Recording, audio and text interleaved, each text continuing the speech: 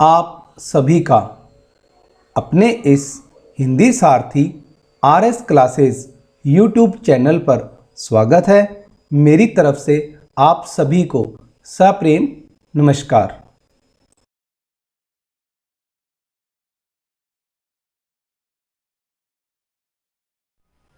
प्रिय शिक्षार्थियों, सप्रेम नमस्कार।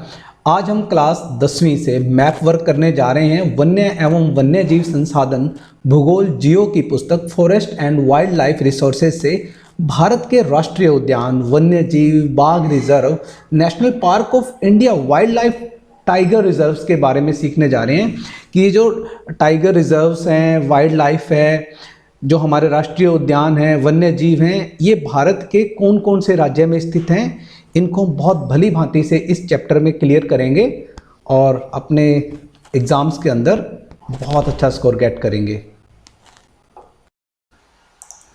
प्रिय शिक्षार्थियों, आज हम जानेंगे भारत के प्रमुख राष्ट्रीय उद्यान, वन्य जीव, बाघ रिजर्व के बारे में, national parks of India, wild life tiger reserves के बारे में और हमारा चैप्टर 1 एवं वन्य जीव संसाधन भूगोल जियो की book forest and wild life resource chapter 2 से।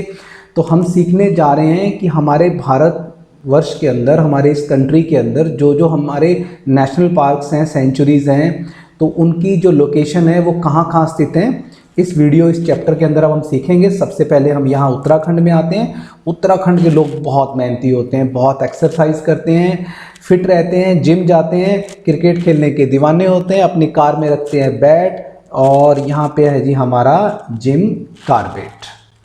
तो एक्सरसाइज करते हैं, जिम जाते हैं उत्तराखंड के लोग, तो जिम कारबेट। उसके बाद हम यहाँ आते हैं जी राजस्थान में। राजस्थान में चलती हैं धूल भरी आंधियाँ, और जब चलती हैं आंधियाँ तो वहाँ पे हवा तो तेज़ चलती है और साथ में उठती है धूल, और कानों के पास जब निकलती है तो करती है सर सर की आवाज़।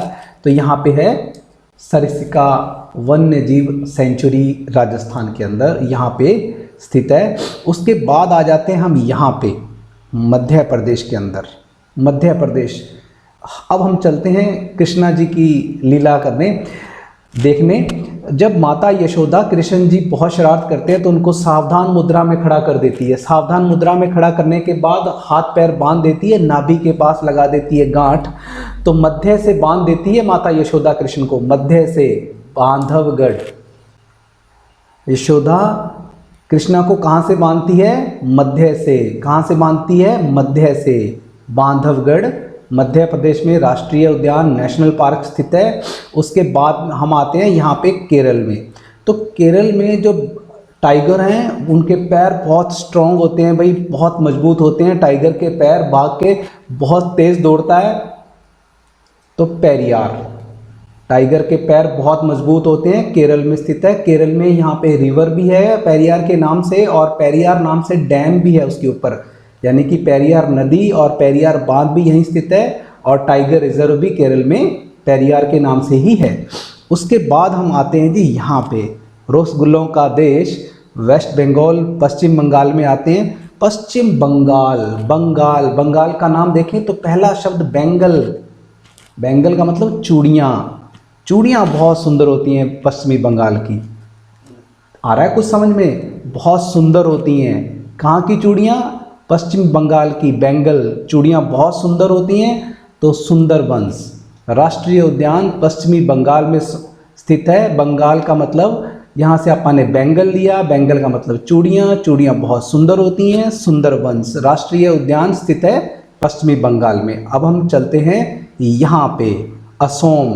इस राज्य का नाम पहले असम था, अब असोम हो गया है। और असोम के अंदर जो टाइगर्स हैं, अगर वो पड़ जाए हमारे पीछे, ना कोई पेड़, ना कोई और कोई वहाँ पे चीज़ कि हम किसी पे चढ़ जाएं या किसी के घर, किसी में वहाँ पे घुस जाएं, कुछ भी वहाँ पे स्थित नहीं है। टाइगर पड़ा हुआ पीछे, तो हम देखेंगे आसमान की ओर कि भगवान आज बचा ले।